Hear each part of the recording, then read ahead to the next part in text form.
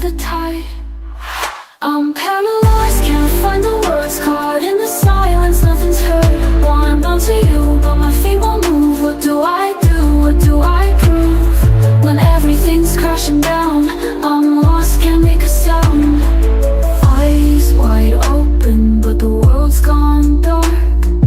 Every thought's a shadow, every word's a spark. I'm trying not to be strong, but I'm breaking inside. Can't fix what's broken, can't turn back the tide. I'm paralyzed, can't find the words, caught in the silence, nothing's heard. Wanna bounce to you, but my feet won't move. What do I do? What do I prove? When everything's crashing down, I'm lost, can't make a sound. In the quiet, I'm screaming inside. In the dark, I'm searching for light, but I'm stuck in the middle, nowhere to go. Trying to be the strength you need, but I don't know.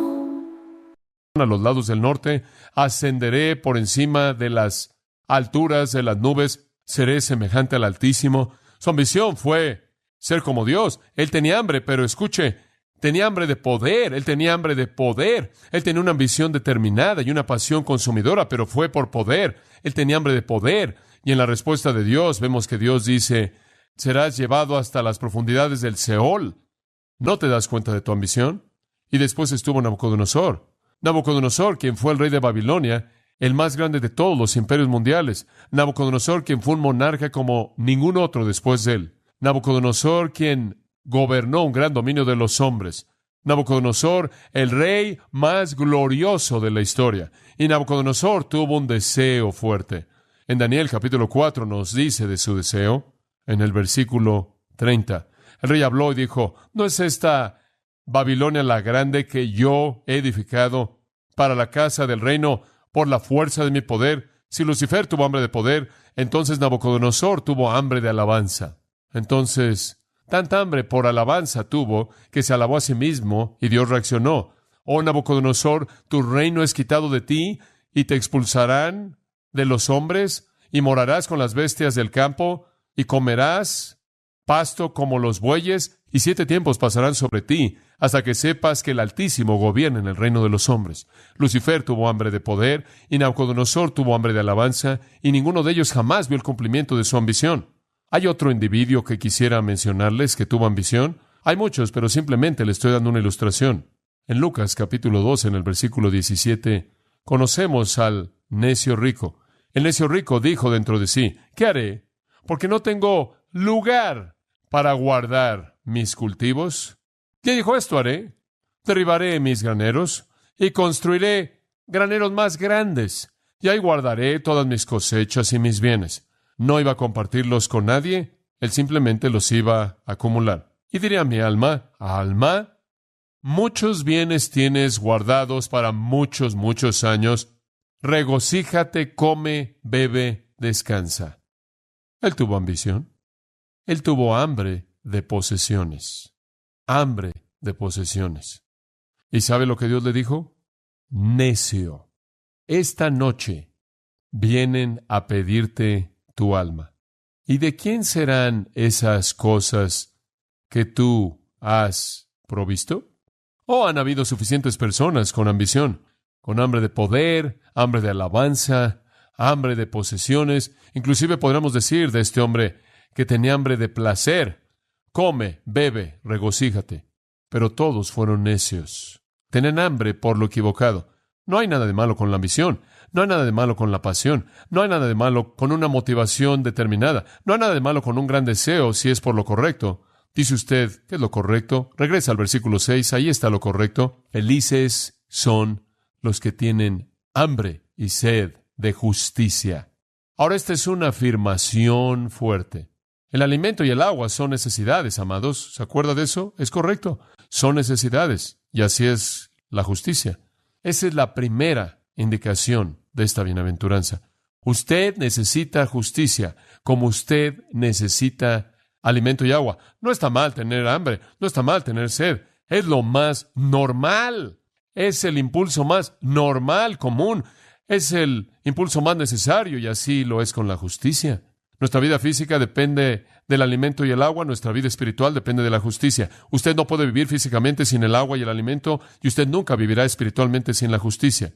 Piense del aspecto físico y quizás le dará una idea de la intensidad de lo que las palabras de Jesús presentan aquí. Desde que José se reunió con sus hermanos en Egipto en Génesis, el mundo ha sido maldecido con hambre y probablemente aún antes que eso. El hambre vino a Roma en el 436 a.C. y causó que miles de personas literalmente se arrojaran al río Tíber y se ahogaran en lugar de morir de hambre. El hambre azotó a Inglaterra en el 1005 y toda Europa sufrió hambruna en los años 879, 1016 y 1162, inclusive en el siglo XIX. El siglo pasado, con algunos avances que se han hecho en la tecnología y en el comercio, el hambre paralizó a Rusia, China, India e Irlanda, de tal manera que masas de la humanidad murieron. Y en la actualidad sigue. En la actualidad, partes de África y partes de la India, miles mueren de malnutrición y las enfermedades que lo acompañan. Cientos más de personas perecen en partes de Latinoamérica. El hambre es como la guerra, es como la pestilencia. Simplemente mata, simplemente consume. Y entonces el alimento y el agua son tan necesarias, pero todos los horrores que son imaginables del hambre física palidecen cuando se comparan con el horror del hambre espiritual, que es insatisfecha, la sed espiritual, que es no satisfecha. Los elementos físicos simplemente son una probada de un hambre mucho más seria y profunda que enfrenta a la humanidad, y eso es el hambre espiritual. Y Jesús aquí está diciendo que lo que realmente necesita un hombre es la justicia. Y cualquiera que entra a mi reino, y cualquiera que vive en mi reino, tiene un mayor apetito y sed por eso de lo que el hombre tiene, por el alimento y el agua. La gente no salva, tiene ambición. Tienen sed y tienen hambre físicamente. Y me imagino que tienen sed de felicidad y hambre de satisfacción, pero parecen encontrarla en el lugar equivocado. De hecho, Pedro compara al no salvo con un perro que regresa y lame su propio vómito. Pedro compara al no salvo a un cerdo que regresa y se revuelca en su propio lodo. Como puede ver, el mundo está tratando de alimentarse de lo que no nutre. El mundo está tratando de alimentarse de aquello que no puede satisfacer su necesidad. El corazón de toda persona en el mundo, creyente o incrédulo, el corazón de todo hombre jamás creado fue creado con un hambre para Dios, pero el hombre trata de satisfacer el hambre por Dios con todas las cosas falsas, con la basura, con las algarrobas de los cerdos, como el hijo pródigo. Ahí está. Su corazón anhela ser alimentado y él se alimenta del alimento de los cerdos. El perro regresa y lame su vómito. No buscan el pan de vida, buscan lo que las Escrituras dicen, aquello que no es pan. Jesús se ofreció a sí mismo como ese pan. Él sabía que la gente tenía hambre. Él se ofreció a sí mismo como esa agua. Él sabía que tenían sed. Jeremías lo dijo vívidamente. Esto es Jeremías 2:13. Escuche lo que dice. Me han dejado la fuente de aguas vivas y se han hecho para sí mismos cisternas. ¿Qué tipo de cisternas? Cisternas rotas que no pueden contener agua. En otras palabras, Dios ha hecho al hombre con una hambre y sed por él, pero el hombre se rehúsa a venir al pozo del agua viva y se construye para sí mismo cisternas rotas que ni siquiera pueden contener el agua. Es tan triste ver a la gente teniendo hambre y sed por las cosas equivocadas. Hambre y sed de felicidad y significado y satisfacción, inevitablemente tratan de llenarse a sí mismos con placeres egoístas, posesiones, poder y alabanza. El hijo pródigo, él anhelaba el placer, él anhelaba poseer, él anhelaba la popularidad de una vida disoluta, disipada, pero acabó con hambre en su alma y finalmente tuvo el sentido de cobrar el sentido y decir, ¿cuántos siervos en la casa de mi padre tienen pan suficiente y de sobra? ¿Por qué estoy haciendo esto? Y él regresó a la casa de su padre y fue recibido con un festín, y el festín es un retrato de un festín espiritual. El mundo, en su vida disipada, trata de llenarse a sí mismo con las algarrobas de los cerdos, trata de llenarse a sí mismo con los placeres del pecado, y termina estando totalmente vacío, y aquellos que responden al Espíritu de Dios vienen de regreso corriendo al Padre, y allá hay un festín para satisfacer al corazón vacío, para llenar al alma hambrienta, el alma sedienta. 1 Juan capítulo 2 advierte que usted no puede encontrar satisfacción en el mundo. No améis al mundo ni las cosas que están en el mundo. ¿Qué hay en el mundo? Los deseos de la carne, los deseos de los ojos y la vanagloria de la vida. Y nada de eso permanece para siempre. Simplemente es viento. Entonces, desde el comienzo, pregúntese esto conforme comenzamos nuestro estudio. ¿De qué tiene hambre? ¿Poder, alabanza, posesiones, placer? ¿Está alimentándose a sí mismo de las algarrobas de los cerdos? ¿Es usted como el perro que lame su propio vómito? el cerdo que se revuelca en su propio lodo? ¿O está buscando la única fuente verdadera? Porque la respuesta que usted dé a esa pregunta determinará si usted está en el reino o no. ¿De qué tiene hambre? El hambre bendita. Los bienaventurados tienen hambre y sed de justicia. Aquellos que están en su reino tienen hambre y sed de justicia. Ahora hagamos algunas preguntas clave, así como lo hemos hecho para cada una de las bienaventuranzas. Pregunta número 1. ¿Cómo es que esta bienaventuranza encaja con las otras? ¿Cómo encaja con las otras? Bueno, note en primer lugar, en el versículo 3 dice, bienaventurados los pobres en espíritu. Hablamos del hecho de que eso significa moralmente en bancarrota. Esto es el reconocimiento de que usted está privado de cualquier cosa justa. Esto es el reconocimiento de que ante Dios usted está totalmente desnudo y vacío, sin nada. Este es el reconocimiento de que cuando usted ha sumado todo lo que tiene en su vida, son cero. Ese es el reconocimiento de que usted no puede ayudarse a sí mismo. Usted no tiene esperanza, usted es pecaminoso. Y eso es seguido por la siguiente.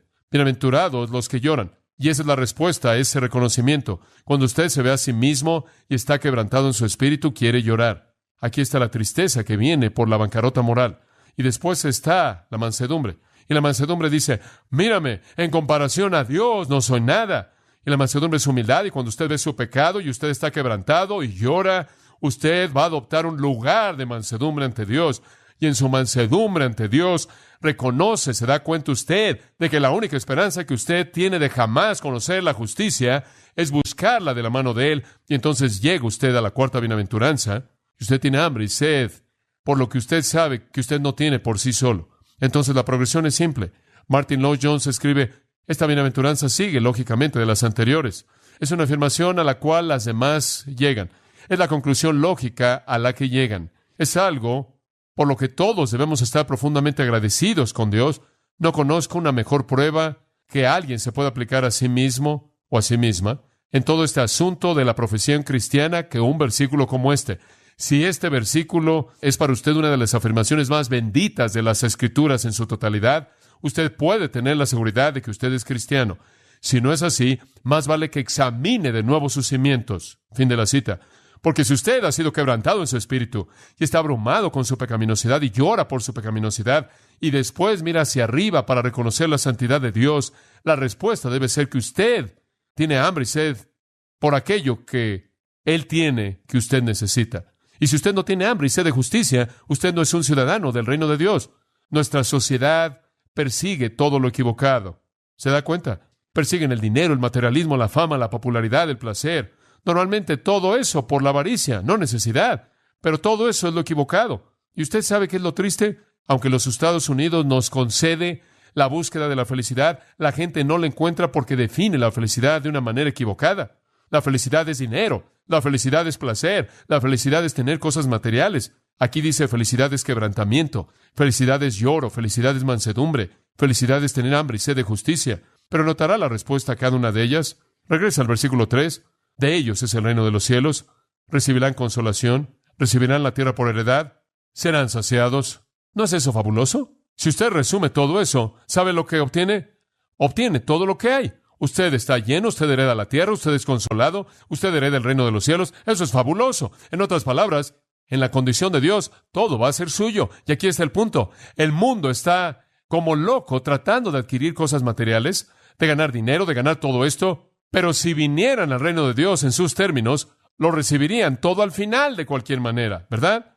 Ese es el punto entero. Ustedes están rompiendo el cuello por tratar de alcanzar lo que Dios quiere dar. ¿Se da cuenta?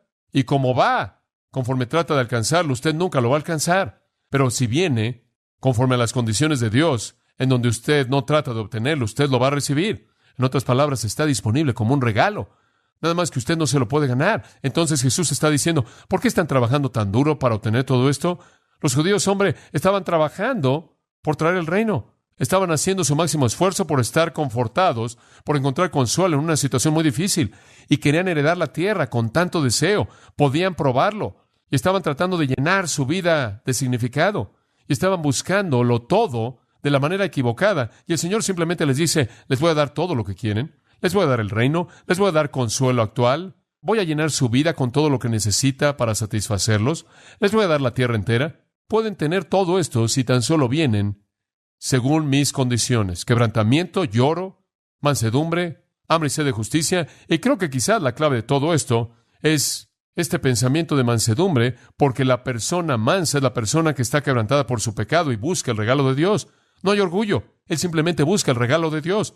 En todo ejemplo de mansedumbre, escuche esto, en todo ejemplo de mansedumbre en la Biblia, el motivo siempre fue que el individuo conocía las promesas de Dios.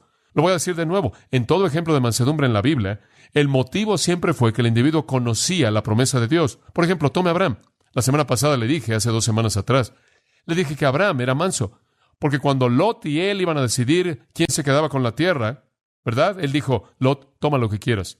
Él fue manso, pero ¿sabe lo que él sabía en su mente? Dios le había prometido todo de cualquier manera. A él no le molestaba si Lot tuviera un pedazo de esa tierra temporalmente.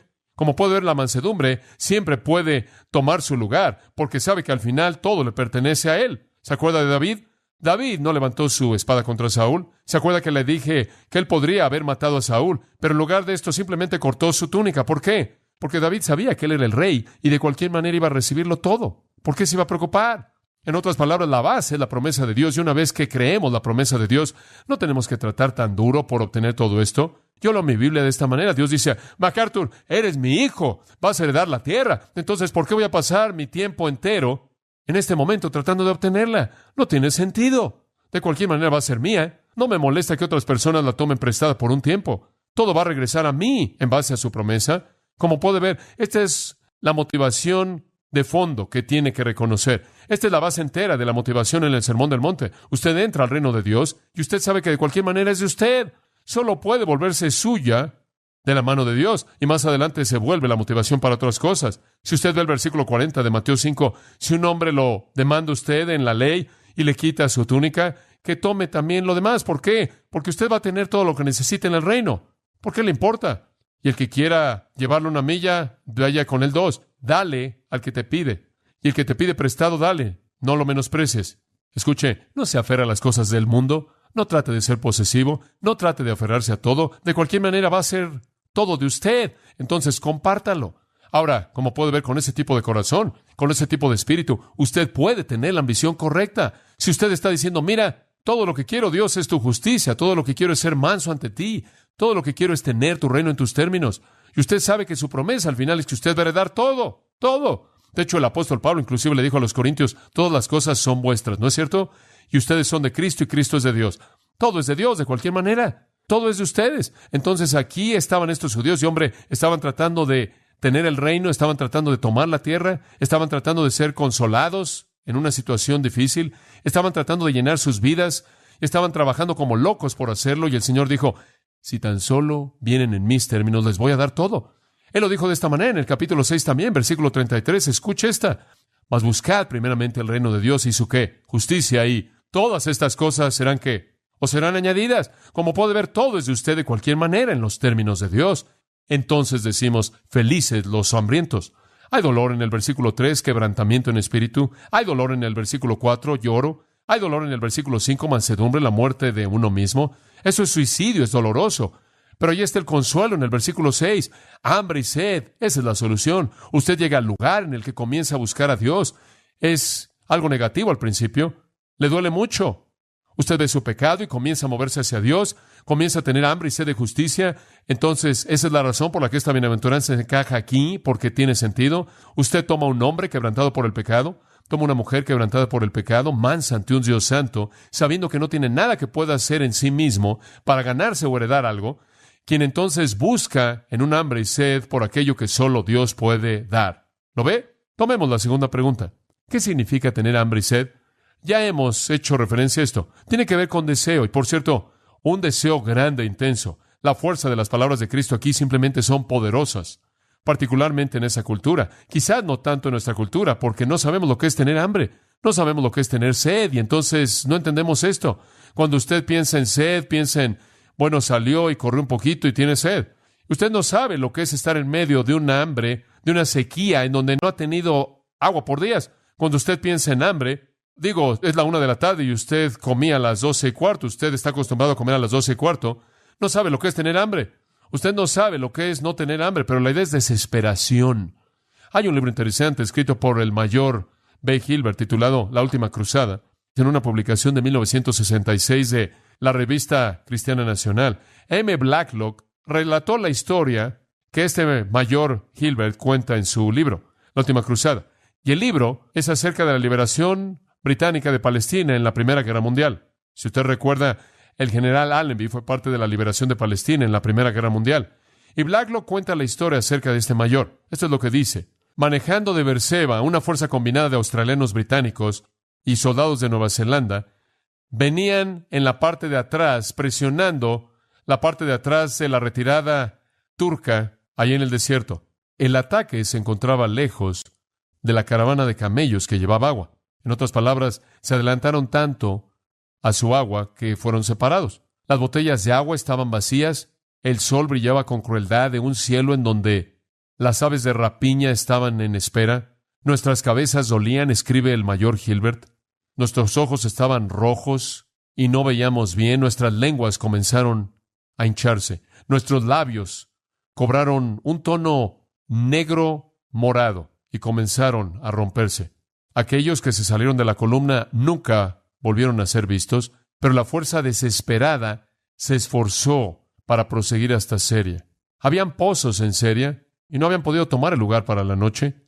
Miles estaban condenados a morir de hambre. Y entonces peleamos ese día, escribe el mayor Gilbert, como los hombres pelean por sus vidas. Entramos a la estación de Siria en los talones de los turcos que se retiraron. Los primeros objetos que vimos fueron grandes cisternas de piedra llenas de agua cristalina, clara, fría. Y en el aire de la noche, el sonido de agua corriendo en los tanques podía oírse de manera distintiva, enloqueciéndonos conforme nos acercábamos. Sin embargo, ningún hombre murmuró cuando se dieron órdenes para que los batallones llegaran de frente a las cisternas. Él describe las prioridades, a los heridos, aquellos que estaban de guardia. Después pasó compañía por compañía. Tomó 4 horas antes de que el último hombre bebiera agua. Y en todo ese tiempo habían estado a unos metros de un pequeño muro de piedra del otro lado, en el que habían miles de galones de agua. Yo creo, el mayor Gilbert concluye, que todos aprendimos nuestra primera lección bíblica en la marcha de Beersheba a los pozos de Siria. Si así fuera nuestra sed por Dios y por la justicia, por su voluntad en nuestra vida, un deseo consumidor, preocupante, que nos consumía a todos, cuán ricos seríamos en el fruto del Espíritu. Esto es lo que Jesús está tratando de decir. Él está hablando del hambre y sed a personas que entendían lo que significaba. Los verbos griegos simplemente son poderosos. Peinonte significa estar necesitado, sufrir hambre. Tiene la idea de un hambre profunda, no solo superficialmente. La palabra dipsao, sufrir, sed, de nuevo, expresa la idea de una sed genuina. Y aquí están los impulsos más fuertes en la esfera natural. Y por cierto, están en un presente participio continuo. Los que están teniendo hambre, los que están teniendo sed, es algo continuo. Y entonces les digo, amados, esta no es la única, la condición del que entra, pero esta es la condición del que está en el reino. Y sabe una cosa, lo voy a decir de esta manera. Cuando vine a Jesucristo, tuve hambre y sed de justicia. Tuve hambre y sed de su justicia. Y ahora que lo conozco, tengo más hambre y sed por ello, ¿no es cierto? Eso es lo que está diciendo. De hecho, Lenski, el gran comentarista, dice, esta hambre y sed se incrementa en el acto mismo de estar satisfecho. Fin de la cita. Lucas añade una nota a esto. Lucas tiene un pasaje paralelo y él añade la palabra ahora. Bienaventurados los que tienen hambre ahora. Es un presente, es algo continuo y es un estilo de vida momento a momento. Cuando usted se convierte en cristiano, usted no se detiene. Escuche, vea su vida. Si usted no tiene hambre y sed de justicia, hay dudas si usted siquiera está en el reino. Permítame darle una ilustración. Moisés había visto a Dios. Moisés, cuando estuvo en el desierto durante 40 años, Dios lo había llamado. Y él vino y vio a Dios en una zarza ardiente. Él había visto a Dios. Él había visto la Shekinah de Dios, por así decirlo, ardiendo en la zarza. Y Dios le dijo, quítate el calzado, Moisés, estás pisando suelo santo. Y más adelante, cuando Dios regresó a guiar a Israel y sacarlo de esa tierra, él vio a Dios. Él vio la mano de Dios en los milagros de las plagas. Él vio a Dios cuando partió el mar rojo. y permitió que todos pasaran por ahí y después ahogó a todo el ejército egipcio. Él vio a Dios conforme se movieron guiados por ese resplandor Shekinah de Dios en los cielos. Él vio a Dios. Él sabía lo que era tener hambre de Dios y ser saciado. Pero ¿sabe una cosa? En obediencia al mandato de Dios, Él construyó un tabernáculo. Y cuando el tabernáculo fue terminado, la gloria de Dios vino a ese lugar. Porque Moisés le dijo, Dios, quiero ver tu gloria. Podrá decir usted, Moisés, por favor, es suficiente. Digo, realmente has visto muchas cosas. Y Moisés dijo, pero no lo suficiente. Dios lo llevó arriba al monte y Dios le mostró un dedo de flama que escribió la ley de Dios en las tablas de piedra al lado de un monte. Y cuando Moisés descendió, no fue suficiente. Y él dijo, muéstrame tu gloria. Y cuando él descendió, él estaba encendido. Y conforme la gloria comenzó a desvanecerse, él regresó al monte y él volvió a ver la gloria de Dios y después descendió. Y después él regresó. Nunca fue suficiente. Nunca fue suficiente. Te ruego, dice él en Éxodo 33:18, te ruego, muéstrame tu gloria. Como puede ver, esta es la vida de un hijo del reino. Como puede ver, él nunca está satisfecho. Siempre hay una insatisfacción en la misma satisfacción. Siempre el hambre por más. Pienso en David. David, el hombre según el corazón de Dios. David, quien caminó en comunión cercana con Dios. David, quien escribió el Salmo, Jehová es mi pastor, nada me faltará. Junto a aguas de reposo me pastorará. Junto a pastos verdes me hará descansar. Su vara y su cayado me infundirán aliento. Él había conocido a Dios. Él había conocido a Dios en su vida. Dios lo había protegido. Dios había cuidado de él. Dios lo había guiado. Dios lo había dirigido. El celo por la casa de Dios lo había consumido. El dolor que sentía Dios lo sentía él. Él conocía a Dios en intimidad. Dice usted, ahí hay un hombre que conoce a Dios. Un hombre de quien los salmos fluyeron como agua de un arroyo. En el Salmo 63, él dice, oh Dios, tú eres mi Dios. Pero no se detuvo ahí. Él dijo, de mañana te buscaré. Mi alma tiene sed de ti. Mi carne te anhela. En una tierra seca y árida donde no hay agua. ¿Se da cuenta? Ahora, lo que él está diciendo, como puede ver, es que el hambre y la sed nunca disminuye. En un verdadero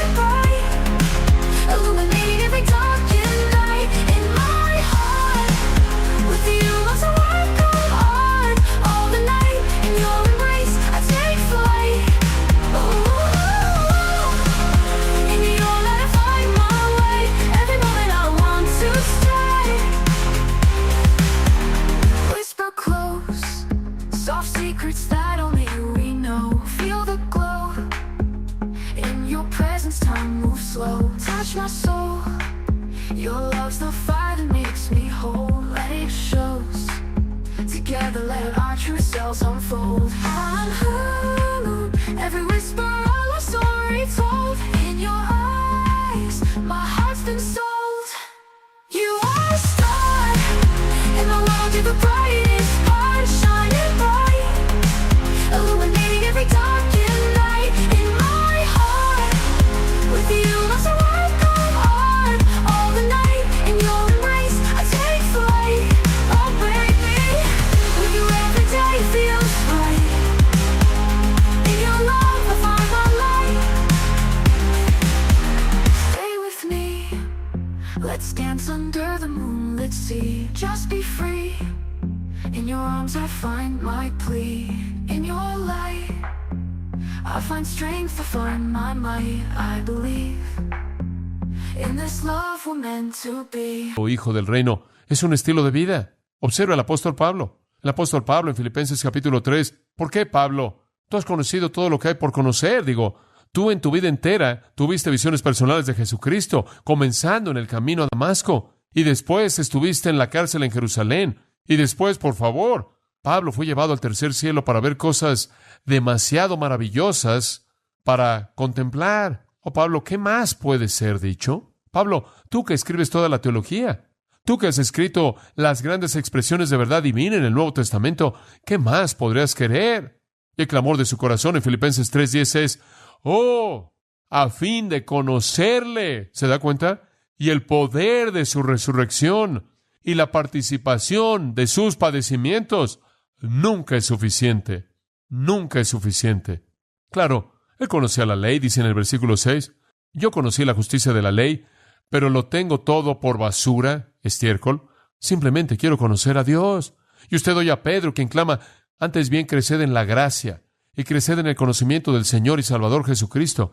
Nunca es suficiente, ¿verdad? El señor Darby, el gran hombre de Dios, quien fue tan responsable en los primeros días del movimiento de los hermanos, dijo esto: tener hambre no es suficiente. Debo realmente estarme muriendo de hambre para conocer qué hay en el corazón de Dios hacia mí. Cuando el hijo pródigo tuvo hambre, él fue a alimentarse de las algarrobas, pero cuando estaba muriéndose de hambre, él fue con su padre. Fin de la cita. Sí, de eso está hablando Jesús, el tipo de desesperación que solo Dios puede satisfacer.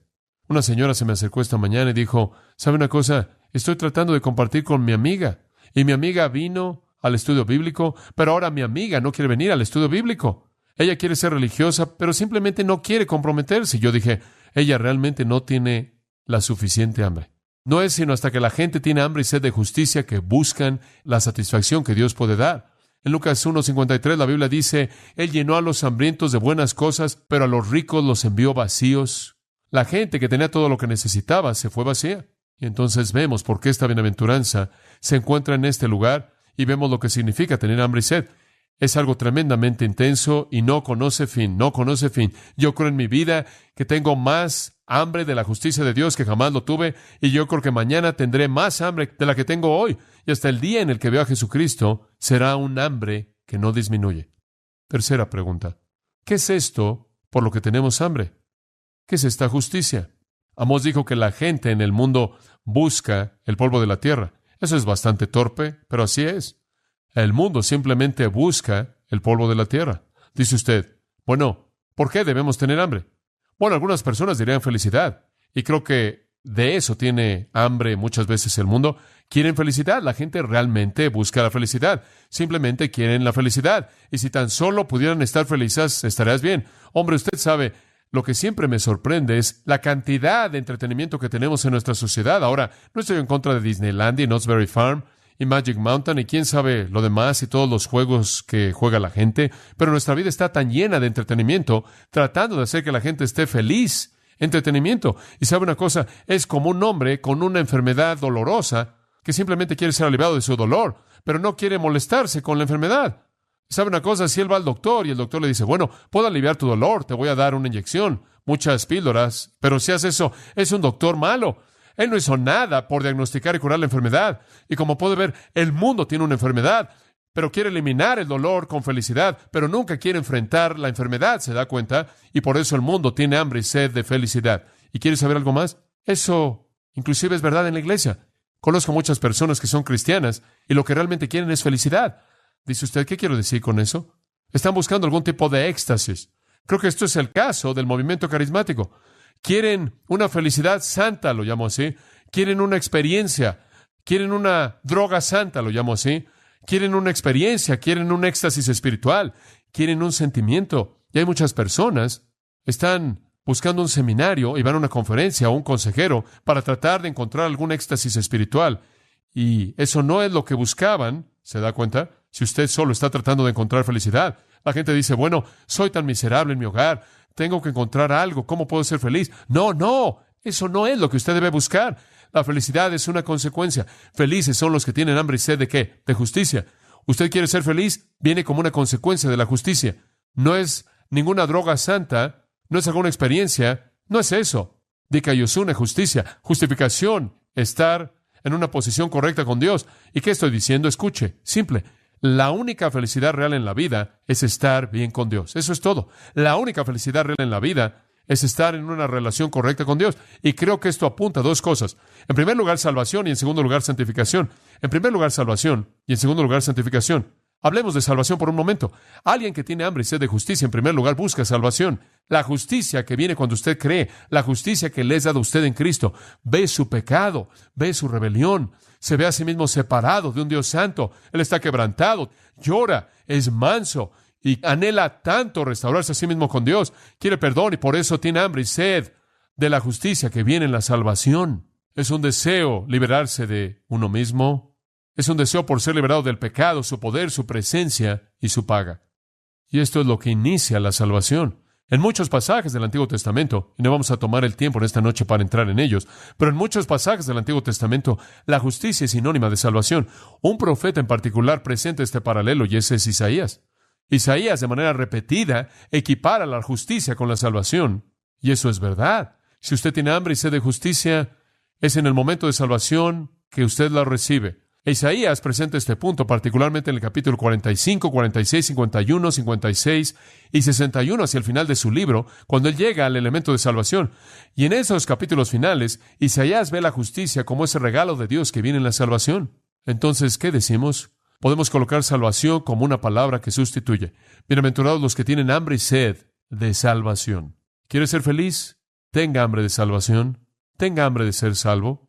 Tenga hambre de que la sangre de Cristo limpie su pecado. Tenga hambre de que la justicia de Cristo se le aplique. Tenga hambre de que su pecado sea perdonado. Y cuando un hombre abandona toda la esperanza de salvarse a sí mismo y abandona toda la esperanza de su propia justicia personal y comienza a tener hambre por una salvación que solo puede venir de las manos de Dios, entonces va a conocer la felicidad. Y aquí es en donde los judíos, como pueden ver, se atoraron. Querían tratar de ganarse su propia salvación por sus propias obras. Y lo que Jesús les dice es literalmente revolucionario.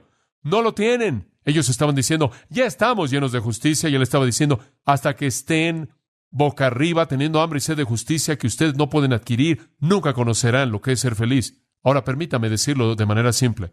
La felicidad le pertenece a los santos. Eso es lo que le está diciendo. Si usted es infeliz en su vida en algún punto, usted es impío. Jesús le estaba hablando a los judíos que pensaban que eran justos. Para ellos la santidad era una conformidad a reglas, era algo externo, pero no era suficiente. Esa es la razón por la que Jesús dijo, porque os digo que si vuestra justicia no fuera mayor que la de los escribas y fariseos, nunca entrarán en el reino. Su justicia no era suficiente. Las bienaventuranzas tuvieron lo externo, lo destrozaron y nos forzaron a ver al interior. Y cuando usted tiene hambre y sed de salvación, entonces será saciado. Pero hay un segundo elemento. Creo que también implica santificación. No creo que una vez que usted es salvo, deja de tener hambre y sed de justicia, como dije. Entonces tiene hambre y sed de santificación por una santidad que se incrementa. Amados, no sé cómo expresar esto de una manera tan fuerte como lo siento. Espero que en su vida esté esta hambre que nunca se detiene, los deseos de ser más y más como Cristo. Esta es una marca de un cristiano. Usted continúa teniendo hambre, usted continúa teniendo sed por desear el tener más virtud, una pureza mayor, más semejanza a Cristo. Usted nunca llega al lugar en el que dice, ya llegué. Esa es la actitud más nauseabunda, terrible, asquerosa que hay. Tanto por personas no regeneradas que dicen, bueno, ya nos salvamos a nosotros mismos. como por cristianos que piensan que han llegado al máximo nivel. Los hijos del reino nunca dejan de tener hambre. Pablo lo dice en Filipenses 1:9. Oro porque vuestro amor abunde aún más y más. ¿Se da cuenta? No ha terminado. No importa cuánto ame, debe amar más. No importa cuánto ore, debe orar más. No importa cuánto obedezca, debe obedecer más. No importa cuánto piense usted que es como Cristo, debe pensar más como Cristo. Este debe ser el deseo consumidor interminable. Bienaventurados los que continuamente tienen hambre y sed. La palabra ahora, dice Lucas, ahora están haciendo esto. Y quiero demostrar una verdad que creo que realmente es rica aquí, que le muestra la totalidad de lo que usted está buscando. No es que estamos buscando solo partes de justicia, estamos buscando toda la justicia que hay. ¿Escuchó eso? Estamos buscando la totalidad de la justicia, el ser como Cristo. Permítame mostrarle por qué esto es importante. En el idioma griego, verbos como hambre y sed normalmente son seguidos, en el caso genitivo, expresados por el pronombre de. Y esto es lo que se llama en griego el genitivo partitivo. Ahora, sígame, esto es fascinante. De tal manera que un griego diría, él diría, teniendo hambre y teniendo sed, y después él añadiría el caso genitivo. Tienen casos para mostrar significado. Y él lo traduciría así: yo tengo hambre por de alimento. Yo tengo sed por de agua. Y el genitivo partitivo simplemente significa, él delinea que él quiere parte de esto. Por ejemplo, él nunca diría, tengo hambre de alimento, porque para él eso representaría todo el alimento que hay. Él tiene que tener un caso que lo limite. El genitivo partitivo significa, tengo hambre por de alimento. En otras palabras, no quiero toda la comida en el mundo, solo quiero algo de comida. Él nunca diría, tengo sed de agua, no toda el agua del mundo. Él diría, tengo sed por de agua. Tengo sed por de agua, una parte de agua suficiente para mi sed. Esto es normal. Esta es la expresión normal que usa el griego en este idioma. Ahora, lo que me fascinó conforme estudié esto es que en este pasaje, ese uso normal del griego es abandonado. Usted habría pensado que diría, bienaventurados los que tienen hambre y sed por de justicia. Pero no lo dice. Deja fuera el caso genitivo en su totalidad, lo cual es una expresión normal en griego, y lo presenta en caso acusativo y se convierte en un objeto directo sin aclaraciones. Tengo hambre y sed de justicia, todo lo que hay. Es una verdad tremenda. Y nunca estamos satisfechos, porque no importa cuánta justicia tengamos, por la gracia de Dios, no tenemos todo lo que hay, ¿verdad? Y entonces el hambre y la sed continúa. Y clamamos, estaré satisfecho cuando despierte a tu semejanza y no estaré satisfecho hasta que lo haga. Y por cierto, el artículo definido está aquí. Continuamente y ahora tienen hambre y sed de la justicia. ¿Qué es la justicia? La justicia de Dios. Entonces, comienza con salvación y continúa con la santificación. Y nunca puede estar usted satisfecho con parte de ello, solo puede estar satisfecho con toda ella, con toda ella. Me fascina también tantas cosas aquí que ni siquiera puedo aclarar mi mente, usted sabe, para difícilmente continuar. Me cautiva el hambre y sed de justicia es presentada en lugar de poseer justicia. ¿No es eso maravilloso? Como puede ver, los judíos habrían pensado que él diría, bienaventurados los que poseen justicia, y ellos habrían dicho, muy bien, somos nosotros, todos la poseemos, y él literalmente los despedazó. Bienaventurados los que tienen hambre y sed de justicia. En otras palabras, la gente que cree que la tiene no son bienaventurados. La gente que sabe que no la tiene, lo son. ¿No es maravilloso? Simplemente cuando usted piensa que es justo, usted está en la situación más desesperada que jamás ha estado. No, él bendice a aquellos que tienen hambre, a aquellos que tienen sed. Y en esa misma bendición está el pensamiento de que usted nunca puede quedar satisfecho. Alguien dijo, esta es una sed que ningún arroyo terrenal puede satisfacer. Un hambre que debe alimentarse de Cristo, morir. Yo lo llamo falta de contentamiento divino. Entonces vemos cómo esta bienaventuranza encaja, lo que significa tener hambre y sed y el objeto. ¿Cuál es el resultado? Veámoslo. En primer lugar, él dice bienaventurados y después él dice serán. ¿Qué? Saciados. La palabra saciados es una super palabra. Podremos pasar mucho tiempo hablando de ella. Básicamente es una palabra usada para alimentar un animal. Es una palabra usada para alimentar un animal. Significa estar totalmente satisfecho. Serán saciados. Dios quiere que estemos felices y satisfechos. ¿Satisfecho de qué? Bueno, ¿de qué tenemos hambre? ¿De qué tenemos hambre? Hambre y sed de justicia. deben ser satisfechos. ¿No es esta una paradoja fabulosa? Usted es satisfecho, pero nunca está satisfecho. ¿No es eso maravilloso? Usted tiene hambre y sed y está satisfecho, pero realmente nunca está satisfecho. Quizás es de esta manera. ¿Alguna vez ha disfrutado de ese gran pie que hace su esposa? Digo, el mejor pie. Mi esposa hace un buen pie de limón, uno especial, y siempre quedo tan satisfecho cuando como ese pie. Pero siempre quiero más. Estoy lleno normalmente porque es después de la cena, pero siempre quiero más, porque el sabor y la satisfacción de lo que ya he comido me hace querer más. Y entonces estoy satisfecho, pero estoy insatisfecho. Y así es con la justicia. Somos llenos, estamos saciados, y el estar saciados es tan dulce, tan rico y tan lleno que queremos más. La palabra saciados, podríamos rastrearla a lo largo del Nuevo Testamento. Es una palabra tan fabulosa, es usada en muchas maneras. Estaba pensando aquí en Santiago 2:16, y uno de vosotros les dice, aquí está un hermano o hermana que está privado, y les dicen, id en paz, sed calentados y saciados. Ahora aquí está la palabra de satisfecho, simplemente lleno de comida, una palabra usada de comida, con comida. Y claro, eso es de lo que Jesús está hablando, de comida espiritual. Y por cierto, la palabra saciados es una palabra fuerte. Kortazo en el griego es una palabra muy fuerte. Es una palabra que realmente significa lleno.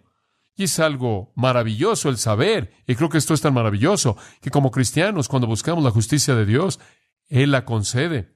Y sabe una cosa, la primera vez que usted buscó su justicia en la salvación, usted lo obtuvo. Y después, día tras día, cuando usted buscó su justicia, cuando usted buscó hacer su voluntad, cumplir lo que Dios quiere, obedecer, vivir su justicia, Él concedió ese deseo, Él lo llena usted. Salmo 107:9 me encanta, dice, Él satisface al alma que anhela y llena al alma hambrienta de bondad. ¿No es eso maravilloso? Él satisface el alma que anhela y llena al alma hambrienta de bondad. Salmo 107:9. En el Salmo 34:10, pero los que buscan a Jehová no les faltará ninguna cosa buena. ¿Y qué dice en el Salmo 23:1? Nada que me faltará. Mi copa que está rebosando. Jeremías 31 en el versículo 14 dice, mi pueblo será satisfecho con mi bondad, dijo Jehová. ¿No es eso maravilloso?